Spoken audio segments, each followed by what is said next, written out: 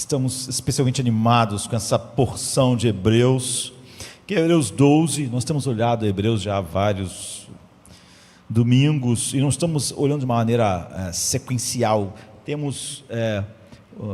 Estamos tendo uma visão geral, e andamos para frente, andamos para trás, para termos uma visão melhor. E hoje eu quero olhar em Hebreus 12, a partir do verso 1 até o verso 13, que diz assim: portanto, visto que estamos rodeados por tão grande nuvem de testemunhas, livremo-nos de tudo que nos atrapalha e do pecado que tão facilmente nos envolve, e corramos com perseverança a corrida que nos está proposta. Conservemos os nossos olhos fixos em Jesus, autor e consumador da nossa fé, o qual, por causa da alegria que lhe fora proposta, suportou a cruz, desprezando a vergonha, e assentou-se à direita do trono de Deus. Considerem aquele que suportou tal oposição dos pecadores contra si mesmo, para que vocês não se cansem e nem desanimem. Na luta contra o pecado, vocês ainda não resistiram até o ponto de derramar o próprio sangue. E vocês se esqueceram da palavra de encorajamento que lhes dirige como filhos.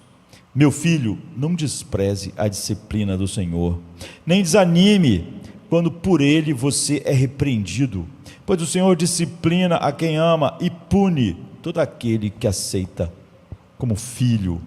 Suportem as dificuldades, recebendo-as como disciplina de Deus. Deus os trata como filhos, pois que filho não é disciplinado por seu pai? Se vocês não são disciplinados, e todos sofrem disciplina, então são bastardos e não são filhos legítimos de Deus. Além disso, todos nós tivemos pais humanos que nos disciplinavam, e nós os respeitávamos por isso. Quanto mais devemos submeter-nos ao Pai dos Espíritos, para então vivermos. Nossos pais nos disciplinavam por um curto período, como achavam melhor, mas Deus nos disciplina para o nosso bem, para que participemos da sua santidade. Nenhuma disciplina parece ser motivo de alegria no momento, mas de tristeza.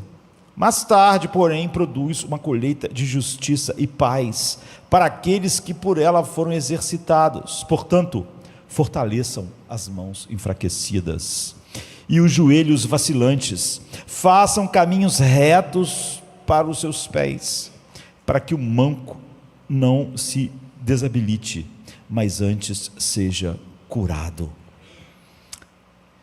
Então, esse texto é grande, né? E tem muitas nuances para ser explorado, e nós vamos ter uma ideia geral. Imagine uma estrada longa estrada, mas uma estrada não só longa, escura, não é?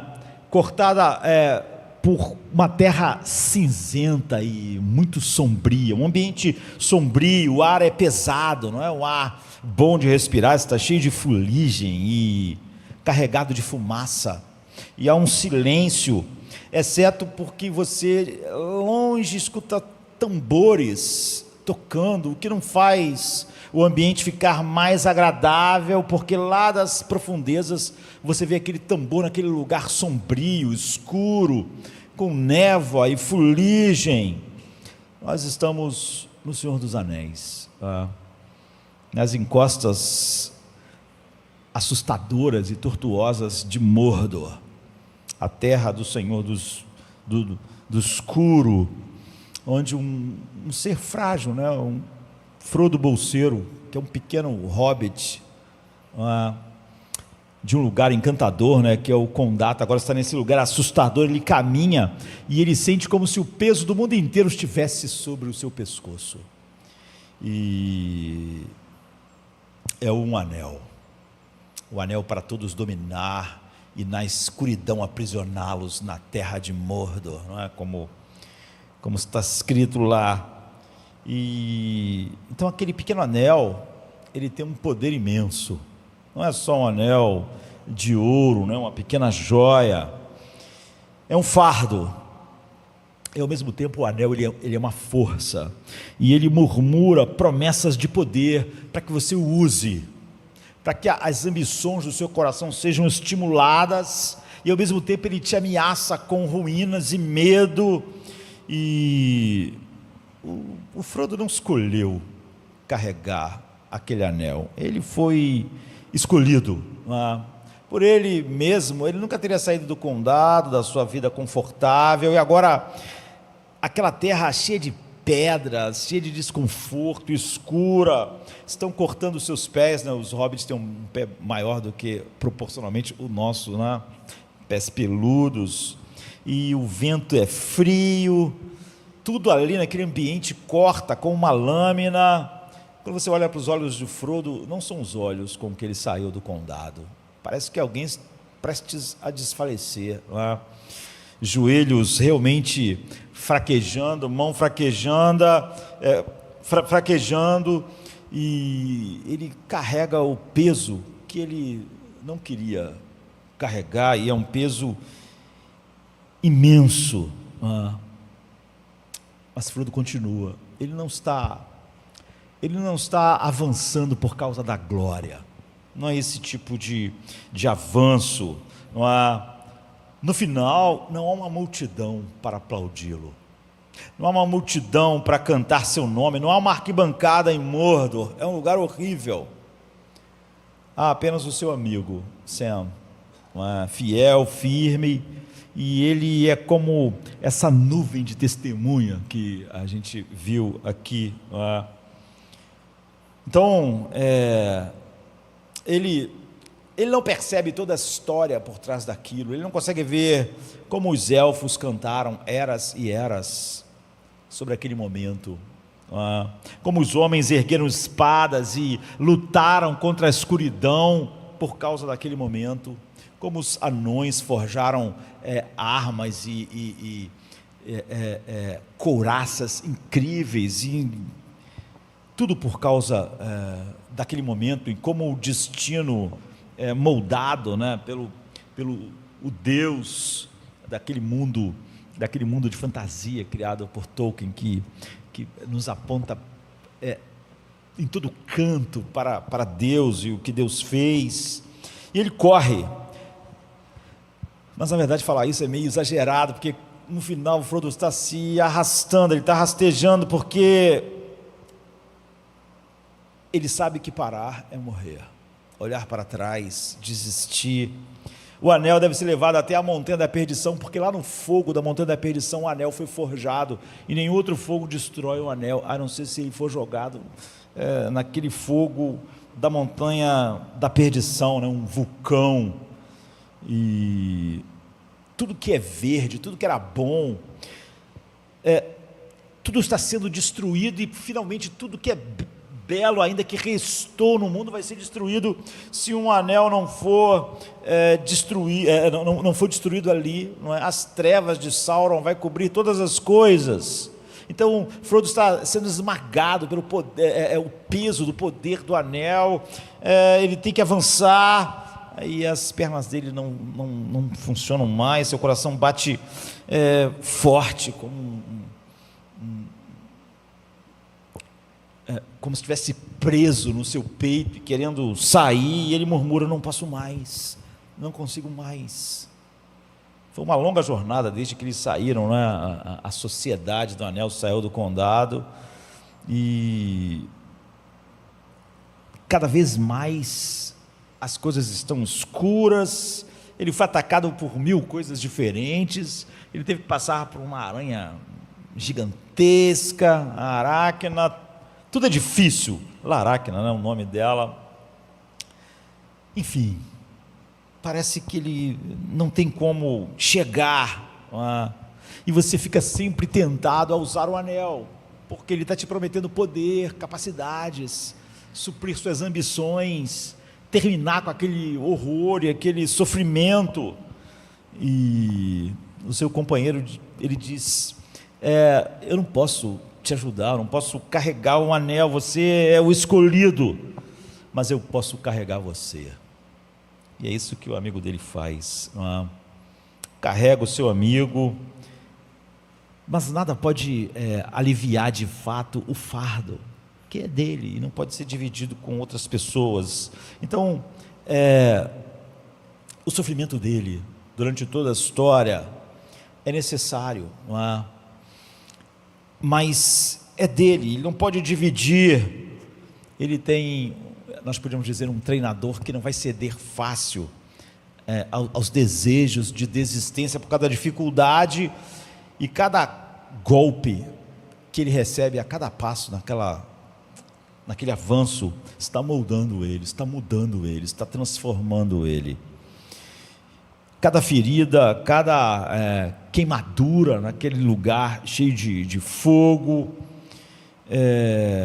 queima o que é fraco nele, queima o que é egoísta nele, queima o que é centrado em si mesmo nele, queima aquilo que devia ser grande, mas é pequeno, e ele não percebe, mas ele está sendo moldado, está sendo forjado, não para, aquele peso não é para esmagá-lo ou destruí-lo, mas para edificá-lo em alguém que ele nunca foi.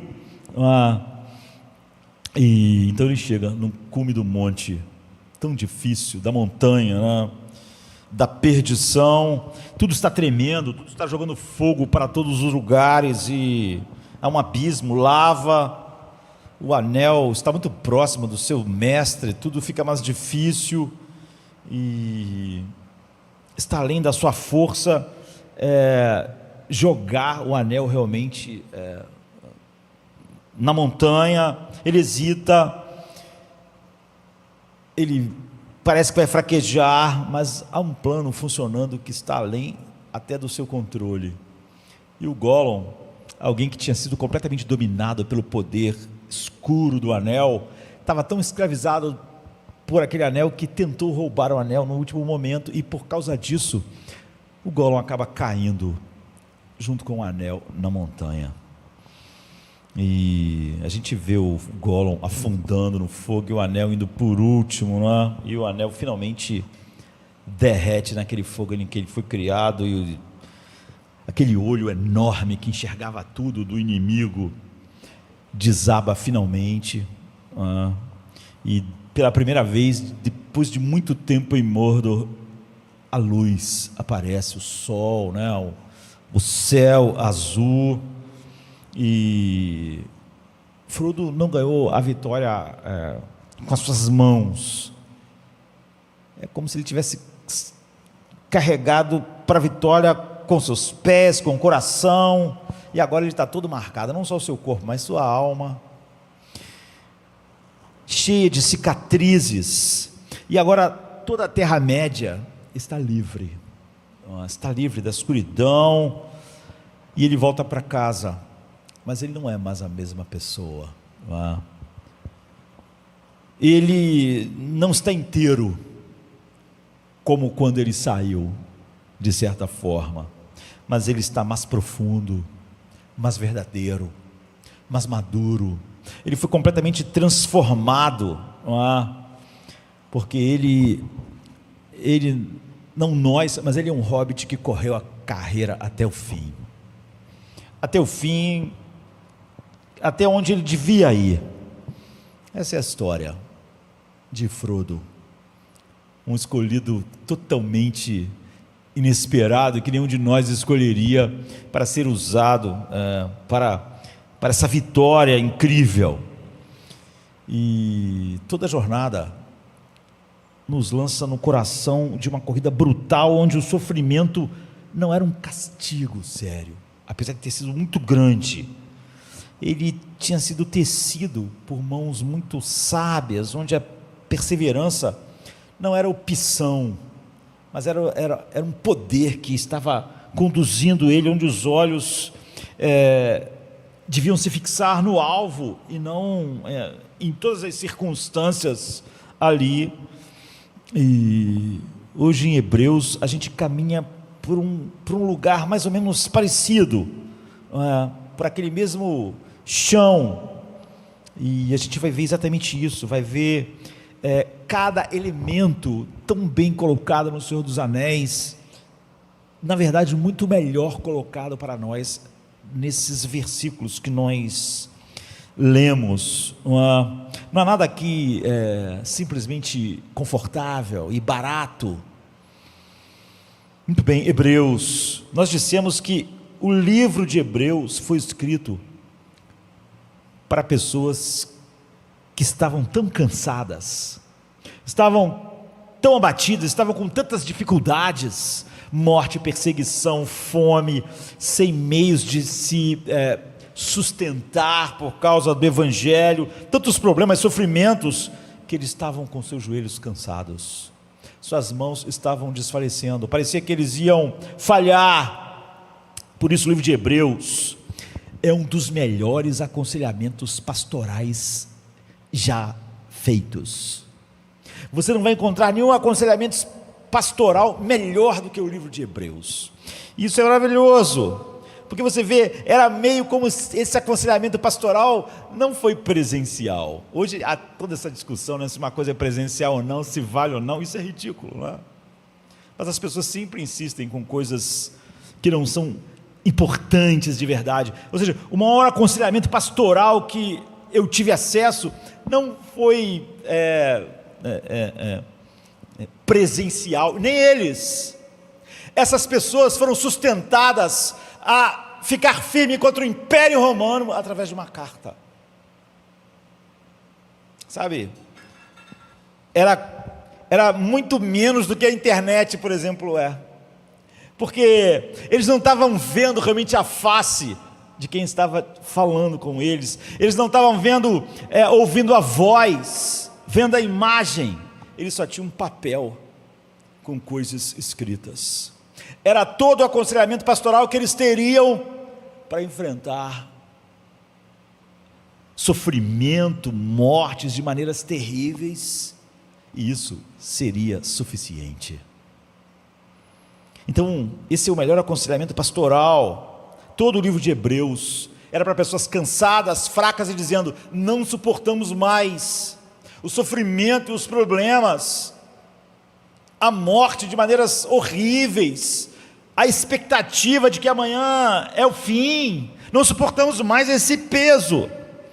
E usando a tecnologia que eles tinham naqueles dias, o autor de Hebreus não falou: olha, só quando eu estiver presencialmente para falar com vocês, porque não adianta eu falar, porque Deus não vai poder falar se eu não estiver presencialmente com vocês.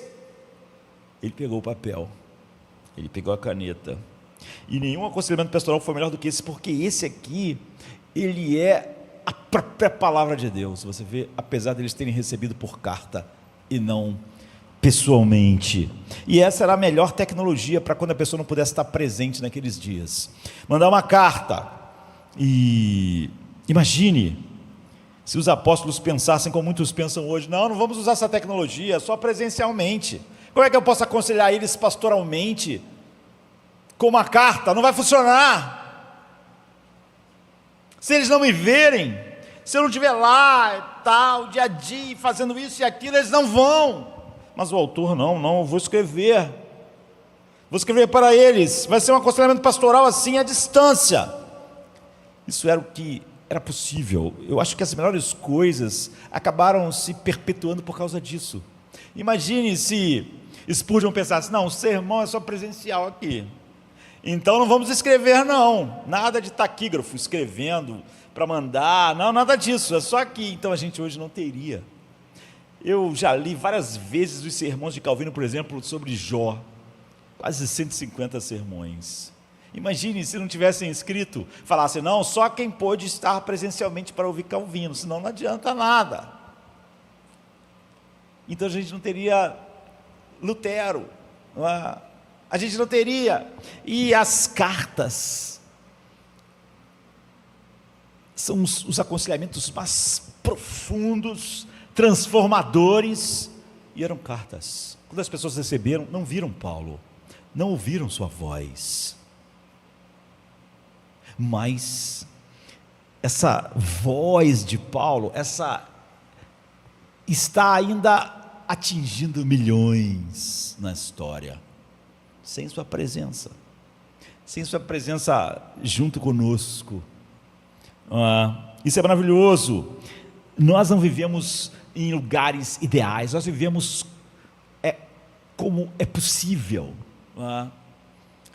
Mateus estava morando na Bahia, então a gente não tinha, é bom ficar junto de noite, perguntar como é que foi, conversar sobre os assuntos, mas a gente conversava todo dia pela internet, como foi o dia, como foi as coisas, era maravilhoso. Então esse é o melhor aconselhamento pessoal. Você não vai encontrar um melhor do que o livro de Hebreus, e ele está aqui. Em todo momento o autor de Hebreus está escrevendo às pessoas, e ele quer que os seus leitores entendam como se tornar o tipo de pessoa que sabe lidar com qualquer situação. Ele não está lá, ele não está na casa deles, ele está falando sobre a palavra de Deus, e a palavra de Deus não encontra limitações por distância ou pelo meio que ela está sendo transmitida. Não vou ouvir a voz de Paulo, não vou ouvir a voz... Aqui está a carta aos Romanos. Romanos, isso é tudo que vocês precisam. Aqui está a carta aos Efésios. Daqui a 1000 anos as pessoas vão estar estudando essas cartas, vão estar pregando sobre elas. Você acha que Hebreus é suficiente para vocês aí no coração de Roma?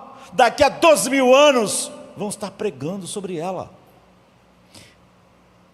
Em grande parte, o clímax do argumento de todo o livro está nesse capítulo. Tornar-se alguém que pode lidar com problemas, com todo tipo de problema.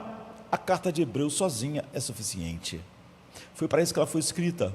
Como eu disse, é o melhor aconselhamento pastoral para os maiores sofrimentos: ser queimado na fogueira, lançado aos leões, virar uma tocha humana. Então, essa carta foi o que eles tiveram de aconselhamento pastoral para isso, e era suficiente. Lidar com as realidades brutais da vida talvez seja mais necessário para nós agora, essa carta, até do que foi para aquelas pessoas que receberam. Agora, nós não estamos só distantes do autor de Hebreus no espaço, porque naquela época, eles estavam vivendo na mesma época, estavam longe pelo espaço, então a carta era a única maneira de não presencialmente eles serem aconselhados. Mas agora nós estamos distantes dele 2000 anos, ou seja, nós estamos longe do autor humano de Hebreus, no tempo, no espaço, mas também no tempo. A poeira do corpo dessas pessoas se perdeu há muito tempo. Nunca houve uma cultura com um limiar de dor tão baixo como a nossa.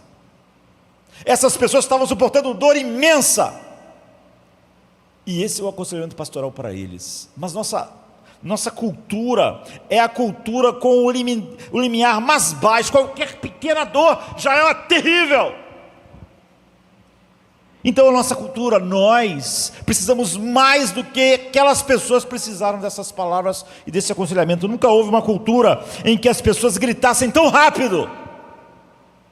Naquela cultura as pessoas demoravam a gritar. Você vê, eles mandaram, eles estavam sob uma pressão enorme, muitos tinham sido mortos, sido presos, estavam sendo perseguidos, odiados por todos, pelo governo, por um poder terrível. Então eles gritaram. Mas a nossa cultura é a que grita mais rápido. As pessoas, elas cambaleiam por qualquer sopro. Elas estão dizendo que não tem ninguém ajudando elas por quase nada. E Thomas Lynch é um escritor famoso, nasceu em 48, está com 76, 77 anos, mas ele também, a família dele foi famosa por ter casas funerárias nos Estados Unidos, então ele acabou escrevendo coisas muito interessantes sobre várias coisas, mas sobre isso. E ele diz assim, ele escreveu certa vez um artigo de opinião na época da morte de João Paulo II,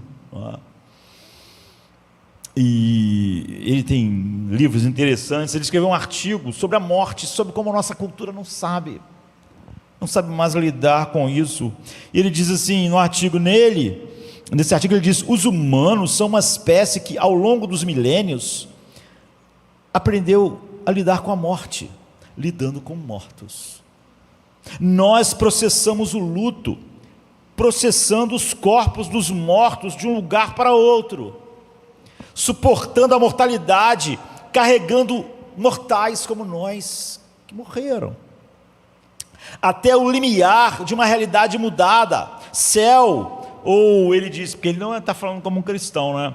Ou aquilo que outras pessoas, outras culturas, céu, Valhalla, ou seja lá o que for, em seguida, nós os confiamos e os encomendamos ao nada ou a algo. Mas para os americanos, os laços relaxados da fé e da família, de identidade espiritual e étnica, os deixaram à deriva ritual. Eles estão desprovidos de costumes, símbolos, metáfora, liturgia ou linguagem significativa para a morte. O tempo antes gasto em adoração ou comunhão agora é gasto em compras, em shoppings ou na web. Então muitos americanos, ele está falando dos ocidentais, né? São agora turistas espirituais. Eles não têm lugares, não têm lugar de origem ou uma crença central para retornar. Agora nós não somos mais filhos de Deus, não vivemos para algo maior. Nós somos golfistas, nós somos tenistas, nós somos jardineiros, nós somos engenheiros, é tudo que nós somos. Somos médicos, somos motociclistas, somos jogadores de boliche, e quando nós morremos, não sabemos lidar com isso, porque nós só éramos jardineiros. Para nós a vida eram essas coisas. O cadáver real, sem ritual ou testemunho, enterrado ou queimado, a gente quer que seja mais longe das nossas vistas, longe da nossa mente. Queremos pensar muito pouco sobre isso. Um evento memorial que não é nem sagrado mais, nem secular, não é nada para nós. Nós só achamos que aquilo é um horror, porque vai acabar com a nossa vida de golfista, de tenista, de jornalista, de médico. Um triunfo de acessórios sobre elementos essenciais, de superficialidade sobre substância, de temas fúteis sobre teologia, tomando lugar, né? Agora nós ficamos reafirmando a vida sem pensar na morte, e todos os nossos apetrechos são alegres, para que a gente não perceba. É como se estivesse vivendo no matadouro e todos nós fingindo que não há morte. Todo mundo está morrendo. É como se você soubesse que tem um monstro que está engolindo todas as pessoas no Rio de Janeiro, mas como você não vai ser engolido amanhã, então você vai viver como se o monstro não existisse, mas o monstro está chegando perto da sua casa. Então nós não sabemos nada sobre encerramento, só pensamos nisso muito pouco antes de acabar. Saímos desses eventos, como enterrar alguém, com a sensação crescente de que algo falta em nós. Está mesmo, queridos, nunca houve uma cultura que nos desse menos recursos para lidar com a realidade, com as realidades brutais da vida e da morte, do que a nossa cultura. Então é melhor nós olharmos para esse grande aconselhamento pastoral. Aqui somos ensinados que a vida é uma corrida. Somos ensinados por que você deve correr e como você deve correr a corrida. A vida é uma corrida. Qual deve ser o que você tem em mente diante dela, então? Qual deve ser a sua atitude e quais habilidades que você precisa para você lidar com a realidade? Então a vida é uma corrida, porque percorrer e como? É isso que a gente quer ver rapidamente, não é? Por causa do tempo, porque senão seria nada rápido. Então o que significa que a vida é uma corrida? Perceba isso, é uma metáfora que é usada aqui nos versículos 1 a 4, na verdade também lá no 11, diz: corramos a corrida que nos está proposta.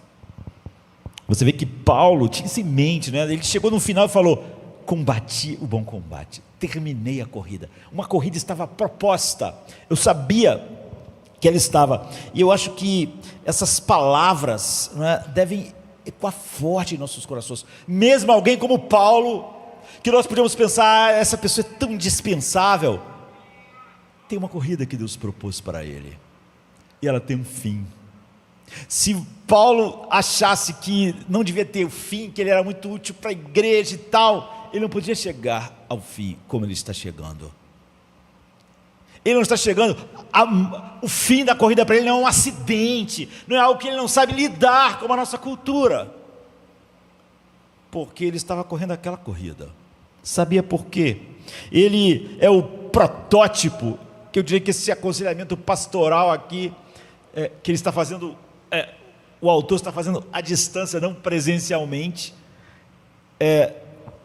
tem para nós. O que é isso? A palavra corrida aqui é a palavra grega agon, da qual nós obtemos a palavra agonia.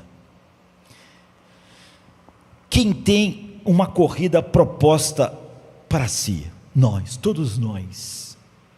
E ela tem esse nome por isso, não é? Porque isso é totalmente significativo. Não são apenas alguns coitados ali, cujo destino na vida é sofrer, não. Nós, todos nós.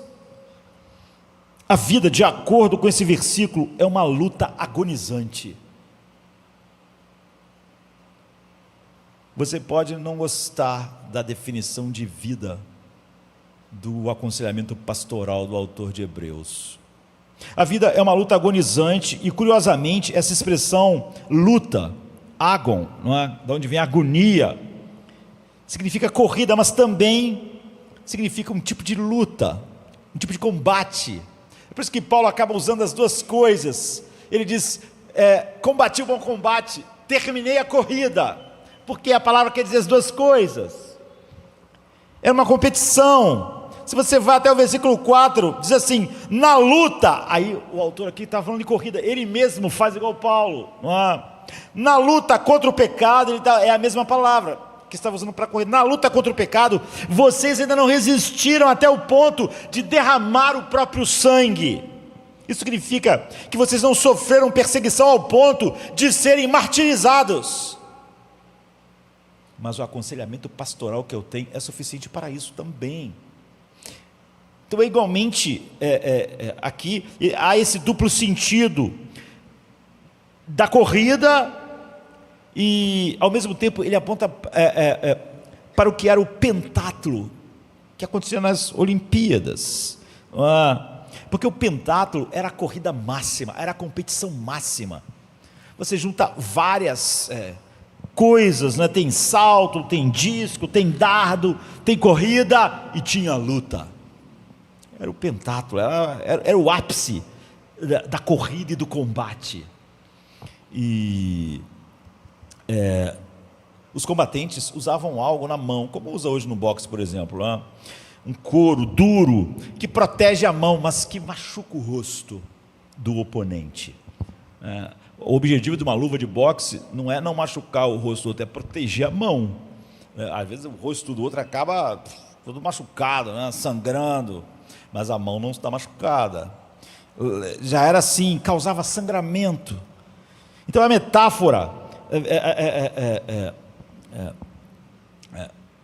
quando ele fala derramar de sangue, ele está juntando tudo nessa grande metáfora. Então, dizendo, isso não é apenas uma maratona, embora seja, mas a vida não é só uma maratona, uma corrida, é uma luta agonizante. A vida é uma rotina de dificuldades. Você vê, esse aconselhamento não é nada humanismo secular, né? Humanista secular, não tem nada de psicologia secular aqui. De fato, nós avançamos até o verso 11, ele diz, nenhuma disciplina parece ser motivo de alegria no momento, mas de tristeza. Depois, porém, produz uma colheita de justiça e paz para aqueles que por ela foram exercitados. Então, exercitados, é outra palavra grande aqui, ginásio no grego, da qual vem nossa palavra ginásio, ou academia, lugar onde nós nos exercitamos. É isso. Então ele está simplesmente dizendo que quando as dificuldades da vida te dominam, quando os problemas te dominam, quando às vezes as tragédias te dominam, quando você sente que as coisas estão fora de controle, você tem que entender que não é só porque as coisas estão fora do seu plano, que todas essas coisas não estão, nós não planejamos essas coisas, essas dores, essas aflições, essas grandes dificuldades. Mas ele está dizendo o seguinte: não é só porque isso não está no seu plano, que não significa que isso não faça parte de um plano de alguém. A carreira de Paulo tinha acabado, e isso podia não ser o plano de Paulo, mas certamente era o plano de Deus. Por isso que às vezes Paulo falava: não sei se vou ser solto ou não, não sei, não é o meu plano. Talvez pelo meu plano eu saía e ia estar com vocês, mas esse não é o meu plano. Mas há uma tentação de, já que não é o seu plano, você pensar: não tem nenhum plano nisso, isso aqui é um absurdo. Se você usar essa metáfora para as dificuldades da vida, quando ele fala exercitado, ele te levou para o ginásio, para a academia, ele está dizendo o seguinte: cada coisa que vocês estão sofrendo aí, vocês que receberam agora a minha carta aí em Roma, cada sofrimento é um treinamento atlético num ginásio, é um pentatlo, junta várias coisas: disco, corrida, dardo, luta. E isso faz a gente aprender duas coisas. A primeira coisa é que nós aprendemos é que os sofrimentos são de alguma forma necessários. E a gente pode fazer uma pequena ressalva, né, aqui. John Newton, um dos pastores mais incríveis da história da igreja, e a história de John Newton, a biografia dele é tão incrível que parece um grande filme, e parece que vida nenhuma podia ter sido como a vida de John Newton. Mas John Newton diz assim: tudo é necessário se Deus envia, e não pode ser necessário se Deus não enviou. Nada na tua vida que não veio era necessário, é o que ele está dizendo. Mas se algo chegou na tua vida, era necessário. É por isso que John Newton, quando ficou cego, ele tem aquela coisa, aquela declaração incrível: ele ficou cego. Você ficou cego.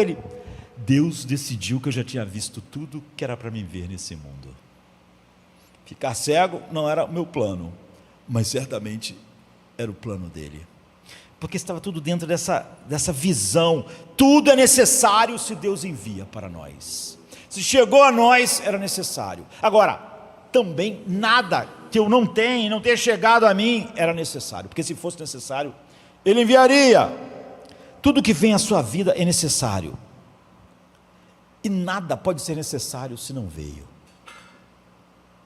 Isso é algo difícil de dizer, e talvez você pode pensar que, eu já ouvi alguém dizendo, e a gente pode achar que isso é inadequado no momento, em alguns momentos, você dizer coisas assim, porque é óbvio que no momento que a pessoa está vivendo uma tragédia, não é? Você dizer: olha, isso é necessário e tal, não é? Eu já vi alguém dizendo, há momento certo para dizer isso, e é verdade. Nós devemos ter certa sabedoria, mas se você pensar bem, o que a pessoa estava dizendo não está muito de acordo com o livro de Hebreus, porque o livro de Hebreus ele está dizendo isso na hora da agonia, e não antes, simplesmente. Então veja, há mais uma perspectiva da Bíblia quando a gente olha para o sofrimento, e elas são complementares, mas são diferentes, não é? Então, essa perspectiva que diz que o mal e o sofrimento neste mundo, Deus odeia. Sim, é verdade, num certo sentido. Deus odeia o sofrimento, o mal, porque quando você vê o mundo que Deus criou, Ele não tinha essas coisas. Olhe para o Jardim do Éden. Ele não criou o mundo como o mundo é. O mundo é diretamente a consequência de nós mesmos. Eu tenho dó dos animais. Algumas pessoas hoje em dia, tudo vira polêmico hoje em dia, né? cara não gosta de animal, é uma polêmica. O cara gosta muito de animal, é uma polêmica também. Eu me sinto muito mal com o sofrimento dos animais, porque eu sinto que eles não contribuíram para aquela dor. Eu sinto que eu contribuí. Eu sinto que o meu pecado é a razão da dor deles. E eles não contribuíram em nada para a minha dor. Me sinto mal. A Bíblia diz que a criação geme e sente dores de parto esperando a nossa redenção. Entende? Eu vejo em cada bicho sofrendo uma dor que é minha. Em cada ser humano, não. Nós dividimos a dor que os nossos pecados trouxeram para o mundo, em nosso representante e os nossos montes de pecado que nós acrescentamos. Mas eu não consigo ver os animais acrescentando nada à minha dor, mas eu sinto que acrescentei toda a dor deles. Eu sinto que a cada pecado meu, eu ainda estou ferindo diretamente a glória do Criador e toda a criação à minha volta. Deus está indo a extremos incríveis para lidar com o mal e o sofrimento. Quando Jesus Cristo ficou diante do túmulo de Lázaro, seu amigo que estava morto, ele não disse simplesmente: é necessário, né? Deus enviou. Ele chorou. E é dito em muitas traduções que ele ficou irado. E nossos tradutores não colocam muito, mas ele estava olhando para a morte, ele estava irado com o que traz a morte, o pecado, e ele estava olhando para si mesmo. Daqui a poucos dias ele estaria morto, por causa do pecado. Essa é uma perspectiva muito, muito importante, mas nós temos que entender que nesse sentido, você vê, Deus odeia o mal do sofrimento. Por quê? Não é como ele criou o mundo, apesar de que é óbvio, fazia parte do seu plano eterno. Esse mundo foi criado para aquela sexta-feira. Então, é um exercício necessário, mas na verdade agora o sofrimento virou algo necessário e fundamental. Olhe para o reino físico por um instante. Seu médico vai te dizer, especialmente conforme você envelhece, que você não vai viver bem, que simplesmente você vai ter que conviver com determinadas coisas, que aquelas coisas não vão voltar mais a ser como eram antes. E os médicos daqui a pouco vão dizer que você não vai viver muito, ou que você vai viver não de forma saudável agora, que você depende de alguns remédios que você tem que tomar, e isso não é por um tempo, é até o fim. Mas ele vai dizer: você não vai viver bem, não vai viver muito, não vai viver saudável, se você não estiver disposto a se esforçar, e a gemer, e a suar. Tudo vai ser muito pior. Você não será capaz de fazer as coisas normais se você não gemer, não suar, não se esforçar, não lutar. Seu corpo não será capaz de cumprir os esforços diários normais, se às vezes não houver esforços extraordinários. É isso que nós chamamos de exercício. Você sabe o que é um exercício? Uma barra de peso, o que é uma esteira, todos nós sabemos, não é? Isso é pegar um músculo e criar problemas para ele, problemas que não estão acontecendo. Você não precisava, não é? Para que levantar aquele peso? Para que ficar andando na esteira e estar indo para lugar nenhum? Tu está criando, aparentemente, um trabalho desnecessário para o músculo.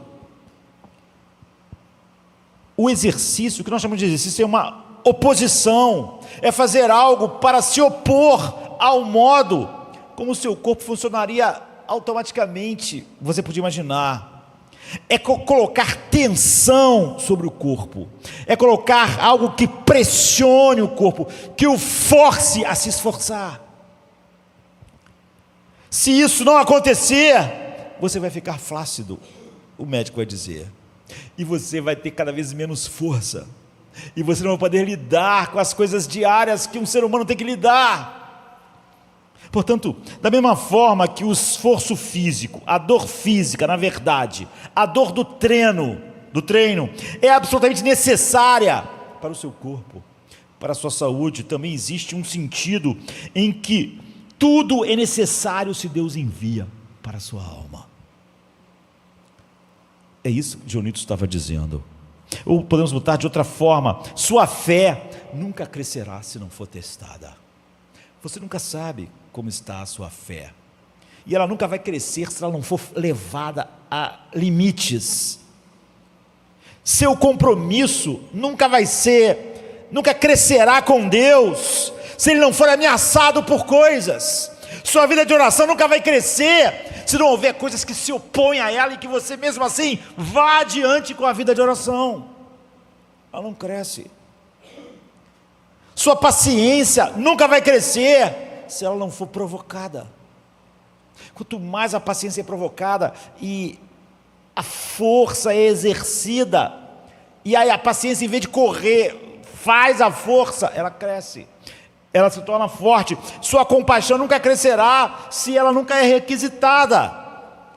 Como seu músculo nunca vai crescer se ele não for requisitado para nada. Entendeu? Sua coragem nunca vai crescer se ela não é desafiada, ou se você cede quando ela é desafiada. Olhe para Pedro, ele precisava da pressão que ele sofreu, precisava do fracasso. E você será. A questão é como vai lidar com isso. A primeira coisa que aprendemos com essa metáfora atlética é que as dificuldades da vida são, de certa forma, absolutamente necessárias para você. Dionísio está dizendo: se não fosse necessária a minha cegueira, Deus não teria enviado. Eu vou ter que usar a força, vai ter que exercitar a minha paciência, a minha humildade. O sofrimento é necessário. Você será uma pessoa superficial e imatura sem isso. Nós somos da geração mais imatura que existe. Em segundo lugar, também aprendemos algo muito importante. Isso é complicado de dizer, e aqui é algo meio paradoxal. Quando você vai na academia, quando você é fraco, você é forte. O que a gente quer dizer? Quando você está, não estou falando de mim não, tá, gente? Na academia. Quando você está na academia, forçando bíceps, e você pensa: se eu fizer mais um exercício eu vou morrer, está doendo, está insuportável, e se eu fizer mais... O que acontece quando você vai fazendo mais abdominais? Mais qualquer exercício, você vai sentindo que o músculo está ficando mais fraco. Você fica pensando: na próxima vez eu não vou conseguir levantar, não vou conseguir fazer. Eu estou exausto, estou fraco. Não, meus bíceps não parecem estar ficando mais fortes, mas cada exercício, cada repetição que eu faço, eles parecem estar ficando mais fracos. E cada repetição eles parecem mais e mais como um espaguete, uma massa. Mas adivinhe, quanto mais fraco você se sente assim, mais forte o músculo está ficando. Quanto mais exausto, é assim que o exercício funciona, queridos. Se você quiser fazer um exercício que não canse, que não faça você ficar mais fraco, você não fica mais forte. Se você aprender a correr a corrida de acordo com o melhor aconselhamento bíblico que eu já vi, que é o livro de Hebreus, se você aprender a correr a corrida de acordo com Hebreus, se você aprender a resistência, se você aprender a humildade, se você aprender as coisas que estamos prestes a ver aqui, em outras palavras, se você encarar os problemas da vida da maneira certa, como Deus diz, ao passar pelo sofrimento, você sentirá que naquele instante parece que sua fé está mais fraca, está sendo levada ao limite, e você não vai suportar, como um músculo no seu limite. Você vai ver que quanto mais aquilo que testa a sua paciência vai ficando, à medida que você resiste, você vai sentindo que está chegando ao limite, que a tua paciência está a ponto de quebrar. Quanto mais pressão é colocada sobre sua coragem, parece que ela está no limite, que ela está mais fraca.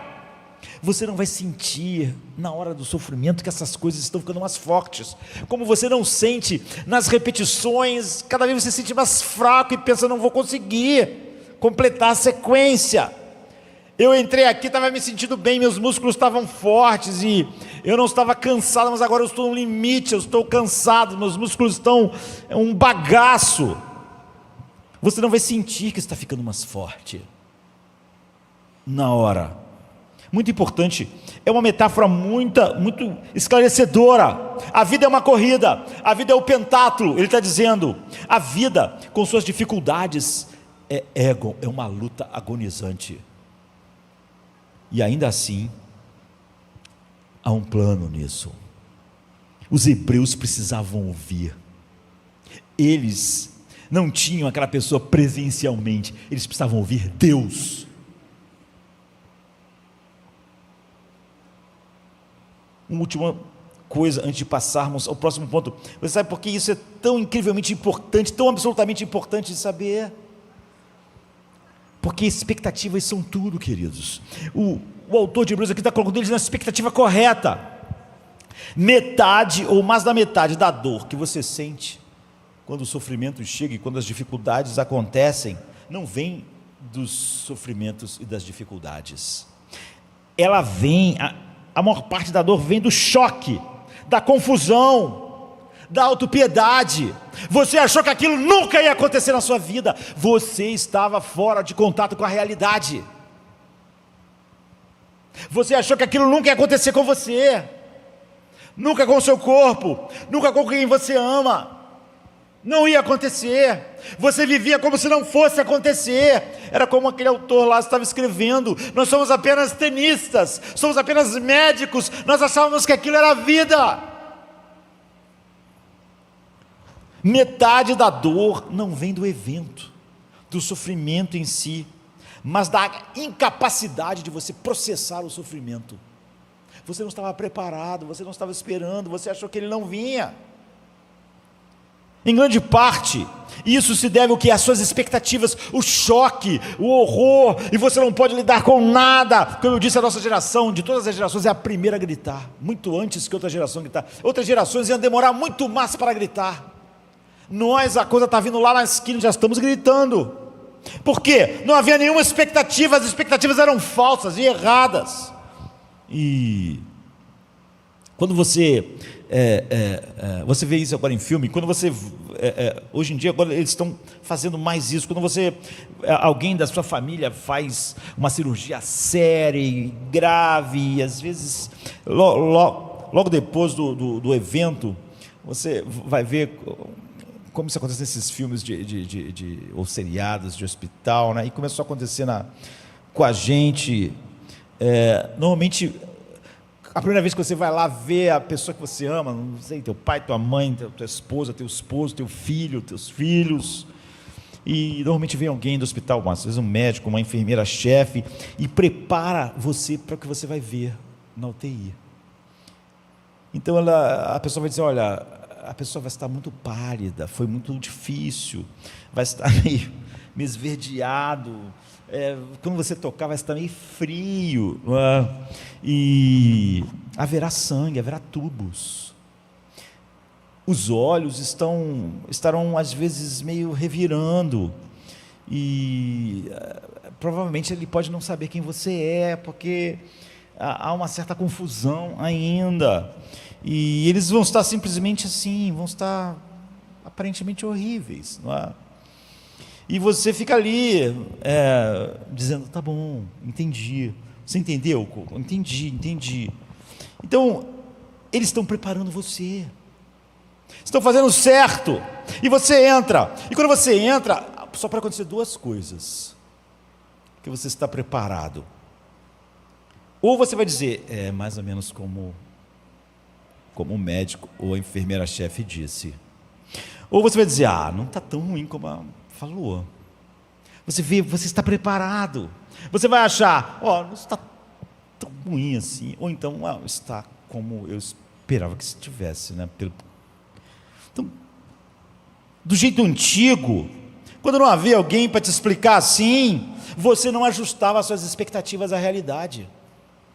E você entrava e olhava para a pessoa que você ama e você podia desmaiar. Está horrível! O que é isso? O que aconteceu? Você estava fora de contato com a realidade.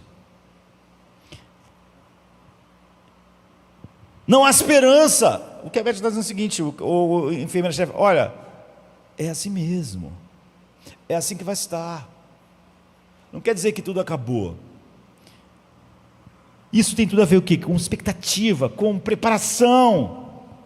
Então você consegue olhar para os problemas da sua vida dessa forma? Você tem a expectativa certa? Você consegue olhar para a cegueira como John Newton olhou? Ou tudo para você é um choque? Porque você simplesmente, como aquele autor não cristão estava dizendo, você é simplesmente um professor e achou que isso era a vida. É simplesmente um marido, uma esposa, um filho. Você consegue olhar para os seus problemas dessa forma? Na expectativa correta? Eu não tenho certeza se no final desse sermão você terá tudo que você precisa, mas é disso que você precisa, porque eu não sei como você absorve esse aconselhamento aqui para a gente. Eu estou falando sobre algo, eles lá receberam só uma carta, era suficiente, se eles fossem habitados pelo Espírito de Deus. Não era presencial, ele não estava lá, mas Deus estava, era tudo que eles precisavam.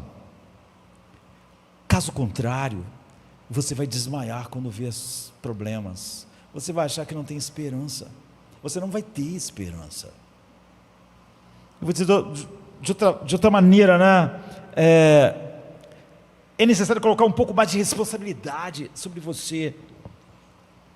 George MacDonald tem uma grande frase que diz: tudo que é difícil indica algo que a nossa teoria de vida não abrangia. Porque se a nossa teoria de vida abrangesse aquilo, a gente não ia achar tão difícil. Mas na nossa teoria de vida, aquilo não estava lá, não fazia parte. Então você não sabe lidar com o que a sua teoria de vida não abrange. Isso é muito intrigante. Ele diz que se o sofrimento entrar em sua vida, você vai simplesmente desmoronar.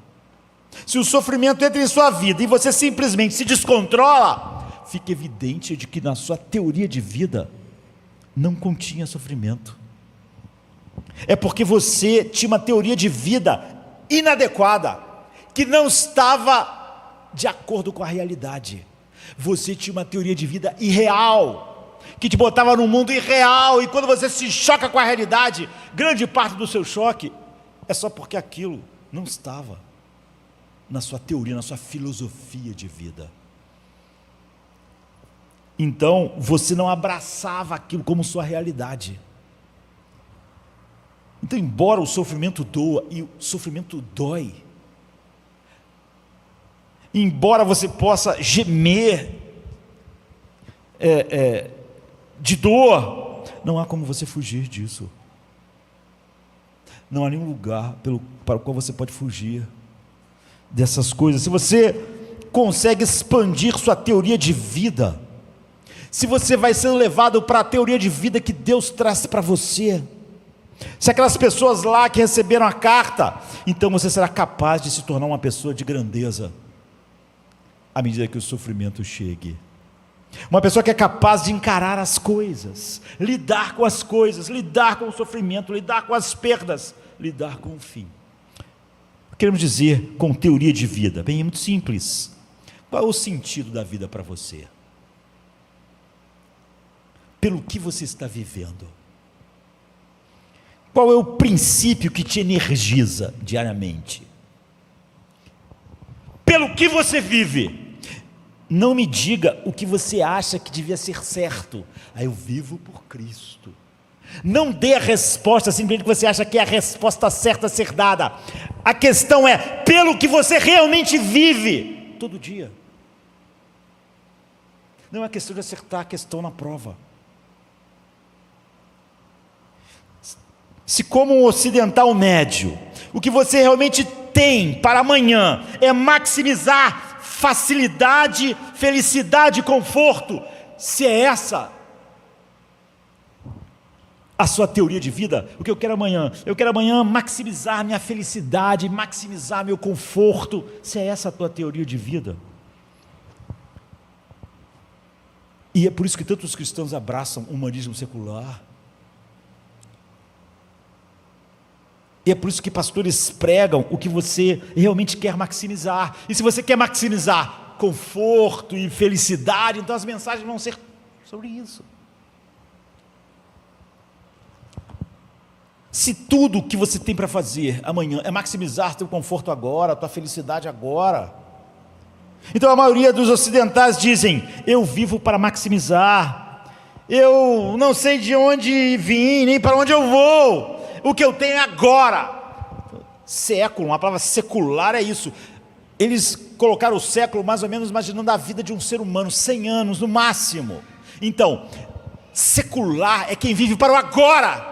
Eu vou ser feliz se agora eu tiver isso, isso e isso. Eu vou ser feliz se eu tiver esse casamento, se eu tiver essa saúde, se eu tiver essa quantidade de dinheiro. Agora, eu preciso ter isso agora. Você é secular. É isso que é ser secular. Esse que é o humanismo secular. Ele tem o agora.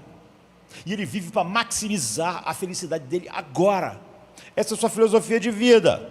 Eu maximizo minha felicidade, meu conforto agora. Então você percebe que o sofrimento é algo que você não pode lidar, porque ele destrói a razão pela qual você vive. Sofrimento é exatamente destruir o que você quer maximizar, o conforto e a felicidade agora.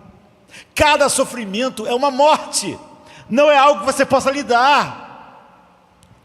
Sua própria razão de viver é exatamente não sofrer. Agora, se a minha razão de viver é não sofrer agora, cada vez que eu sofro, eu perco a minha razão de viver.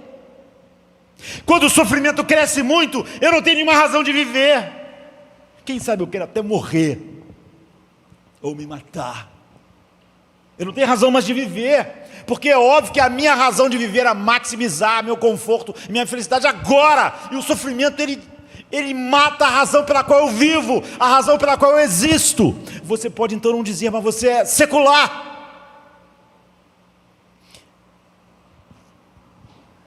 Jamais sofrer era o que você queria. Tudo que você faz é para você nunca sofrer, porque essa é a razão de viver. Maximizar minha felicidade, evitando todo o sofrimento, evitando tudo que é desconfortável. Por isso, quando você vai conversar com um conselheiro humanista secular, ele vai dizer: não faremos julgamentos morais. Por quê? Porque isso vai fazer você se sentir mal. Nós estamos querendo maximizar a sua felicidade.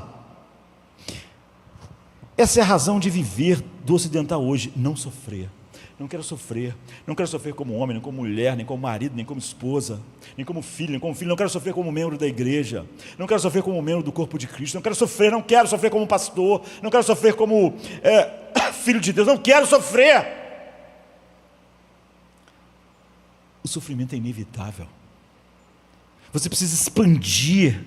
O autor está dizendo, sua teoria de vida, ela precisa ser evangélica. Você precisa ter uma coisa que possa lidar com a realidade. E se a coisa pela qual você vive é que você não quer sofrer, então você não pode lidar com uma realidade que é cheia de sofrimento. Se o sofrimento que não pode ser suportado revela falhas estruturais na sua teoria de vida, Hebreus diz: fique com a teoria de Hebreus e você não vão ter problema aí, com Nero, com as perseguições, com a morte, com a pressão, com a tensão, com tudo que eles criam, vocês não vão ter problemas. Não significa que vocês não vão sofrer, não significa que vocês não vão gritar, mas significa que você é capaz de ficar de pé. porque nada pelo qual você vive está sendo ameaçado. Você será capaz de suportar ágon, você vai correr de maneira, com agonia a corrida. Então por que correr? Porque correr tem a ver com sua mente, sua atitude enquanto corre, sua forma de pensar, sua motivação. Se a sua motivação para a vida é o seu casamento, é a sua saúde, quando essas coisas forem ameaçadas, você não tem mais motivação para viver. Se Paulo, a motivação para ele viver fosse o reconhecimento da cultura dele, então ele não tinha mais razão para viver, mas ele tinha. O autor de Hebreus está dizendo: vocês têm razão para viver. Isso começa no versículo 5 a 10, onde ele nos diz por que correr. A mentalidade, infelizmente para mim, como quem está trabalhando com o texto, é meio complicado o que ele faz, né? Porque ele muda a metáfora. Isso acontece às vezes, e a gente é obrigado a misturar a metáfora. Não culpe a nós, não é? Porque está fazendo isso é o autor. Há uma razão prática para o que ele está fazendo. A partir do versículo 5, ele diz que você deve reconhecer que quando os problemas entram na sua vida, isso faz parte do cuidado paterno de Deus. Faz parte do cuidado paternal de Deus. E aqui está a razão. Por que ele mudou a metáfora? Por que não continuar só com a mesma metáfora? A resposta é que quando você está no meio das tragédias, no meio do sofrimento, não é totalmente reconfortante pensar em Deus como um treinador no ginásio. Mais uma repetição, vamos lá, força aí, mais uma. A metáfora não fica tão boa como estava para o que ela queria mostrar. Em vez de ver Deus como um treinador no ginásio simplesmente, você deve pensar em Deus como um pai. É por isso que ele mudou a metáfora aqui. Esse é o pai que nos envia ou nos envolve com o que a palavra aqui chamou todos os sofrimentos, disciplina. Mas é na verdade a palavra grega paideia, da qual vem a nossa palavra pediatria, por exemplo. Isso é importante. O que é um pediatra? Ele cuida de crianças, não é? Da saúde. Ele se preocupa com a saúde e o florescimento geral de uma criança. Isso é importante porque a palavra disciplina às vezes transmite só uma ideia agora, não é? Para nós. Quando eu penso, vai colocar alguém sob disciplina, tem uma conotação de punição, disciplinar a pessoa, não é? Mas se eu estou praticando paideia, como ele disse que você deve fazer quando as coisas chegam, se a minha preocupação é o florescimento e o bem como um pediatra tem para com uma criança, versículo 10, não é? Haverá, é óbvio, consequências se algo, isso não está tirando da palavra disciplina a consequência, mas está expandindo ela para algo maior. Se meu filho mente, por exemplo, meus filhos quando eram pequenos e agora ainda, a pior coisa que eu podia fazer para eles era não trazer nenhuma consequência para a mentira, que é a tentação que os pais têm. Porque se ele continuar mentindo, a vida dele vai ser miserável. Sabe? Ele precisa, a coisa que ele mais precisa quando mente é ter uma consequência para a mentira dele. Eu tenho que trazer uma consequência para ele. E ninguém confiará nele no futuro, se ele for uma pessoa que é mentirosa. E ele também não confiará em ninguém, porque mentiroso não confia nas outras pessoas, porque o mentiroso acha que está todo mundo fazendo a mesma coisa. Ninguém confia em mentirosos, e mentirosos não confiam em ninguém. Então tem que trazer uma consequência. Tudo que é importante, a disciplina tem esse lado da consequência também. Isso nossos filhos precisam saber isso muito cedo. O que é importante? O que é importante quando é atravessado, há uma consequência. Se meus filhos dissessem para mim quando eram pequenos, eu não quero ir à igreja, haveria consequência. Eu não dizia, o problema é seu, você não quer ir, você não vai. Eu não fazia isso com a escola. Quando meus filhos diziam, eu não quero ir à escola hoje, não, você vai. mas eu não entendo porque que tem que ir hoje. Tem. Primeiro porque eu quero que você vá. Que criança não tem que entender tudo, porque ela faz tudo, não é? E os filhos, em geral. Então, haveria consequência. Não era simplesmente, a igreja não era menos importante do que a escola, era mais importante. Normalmente os pais hoje não querem se aborrecer. E aí eles fingem estar dando disciplina quando eles estão irritados por alguma coisa. Ele queria ver Netflix e os filhos estão atrapalhando. Aí ele tem consequência. Mas, contanto que não me chateie, se ele não gosta do que a igreja não, então mente, eu não sei o que, eu sempre vou querer o caminho que menos me dá trabalho. O que devo fazer? Devo dizer, você vai perder isso, vai perder aquilo. Devo ser firme nas consequências daquilo que você está fazendo. O que é isso? Bem, isso é punição. Bem, então a disciplina envolve também isso. Então, os detalhes. Paideia significa não retribuição apenas, não troco. Não olho por olho. Você me irritou, agora você vai ter bem sofrer. Isso é sofrimento retributivo. Deus não tem isso com seus filhos, você vê. Ele não está nos punindo de maneira retributiva ao nosso pecado. Isso ele fez na cruz, com seu próprio filho, se você é filho de Deus. Mas ele vai trazer consequências. É isso.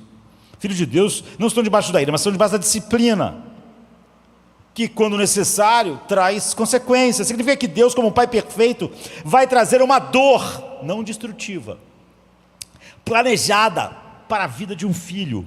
Porque, na verdade, a disciplina no final é isso, né? Mas não uma gota a mais, nem uma gota a menos, nem um segundo a mais, nem um segundo a menos, nem um milímetro a mais, nem um milímetro a menos daquilo que o filho precisa para se livrar da mentira, se livrar de um coração egoísta, se livrar da sua autopiedade. Ou seja, para o bem. Isso aparece de forma clara no meio do versículo 10, onde diz: nossos pais nos disciplinavam por um curto período, como achavam melhor. Essa é uma observação importante que o autor colocou, é uma dica para nós, não é? É uma forma de dizer, olhe, quando você olha para a paternidade humana, é algo misto, não é? Eles fizeram o melhor que podiam, mas vamos encarar, as motivações dos pais não são puras. Eu falo como pai, né? Minhas motivações sempre eram mistas, eu tinha que sempre prestar atenção nelas, para lidar com a desobediência dos meus filhos. Claro, eu queria impor consequências para ajudar os meus filhos a crescerem, mas muitas vezes eu só estava meio irritado. E eu sentia, você me desrespeitou. Então você traz algo como vingança por aquilo. Não é isso. Não é. A paternidade humana simplesmente é imperfeita. Mas o autor diz, nossos pais faziam isso como eles achavam melhor. Mas não pense que os nossos pais são o padrão. Ele está dizendo, a paternidade humana é imperfeita. Eles faziam como eles achavam melhor, não era perfeito, tinha misturas.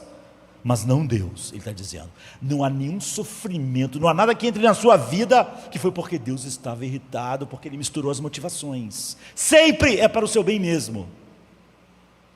Entendeu? Nossos pais nos disciplinavam por um curto período, como achavam melhor. Mas ele diz, mas Deus nos disciplina para o nosso bem. Não há nada, é perfeito, a fim de que participemos da sua santidade.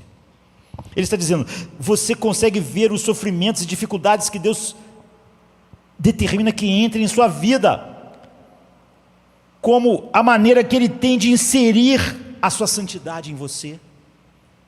Você recebeu o diagnóstico, os problemas, todas as aflições da vida, você recebe isso com a percepção, Deus está querendo me fazer mais parecido com Ele. Ele é paciente,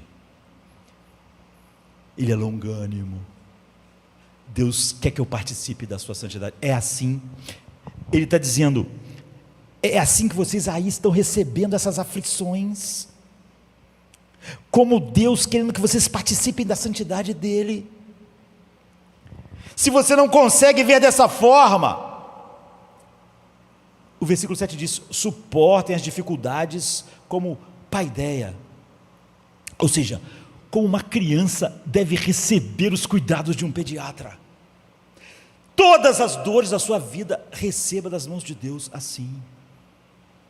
Se você não consegue ver as dificuldades que vêm à sua vida dessa forma, você não vai crescer.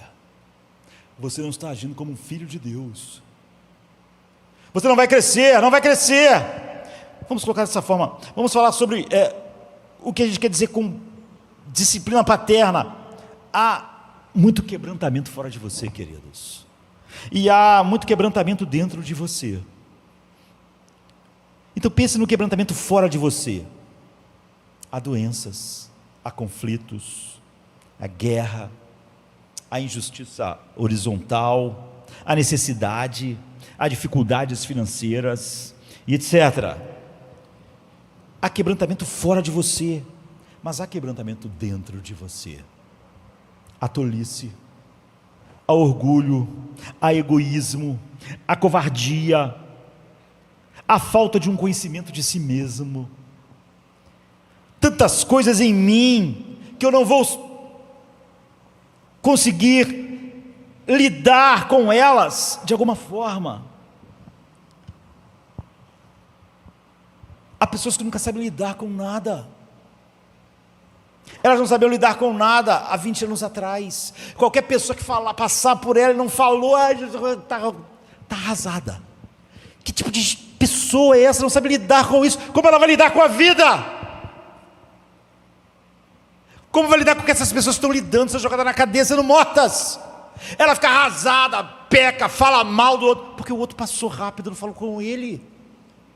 Passa 20 anos e aquela pessoa é o mesmo problema na igreja, na sua casa, em todo lugar. Ela não sabe lidar com nada. Deus Pai, que não criou um mundo cheio de mal e sofrimento, Ele traz o quebrantamento externo para as nossas vidas, para que você entre em contato com o seu quebrantamento interno. Não é verdade que esse mundo é cheio de problemas e quebrantamentos externos. A verdade é que você está cheio de problemas e quebrantamentos internos. E o que Deus faz? Pega o quebrantamento externo, traz para a sua vida, para lidar com o teu quebrantamento interno, para você participar da santidade dele. É o que o autor está dizendo. Exatamente no momento certo, exatamente no lugar certo, exatamente na proporção certa, Deus traz o quebrantamento externo para lidar com o seu quebrantamento interno.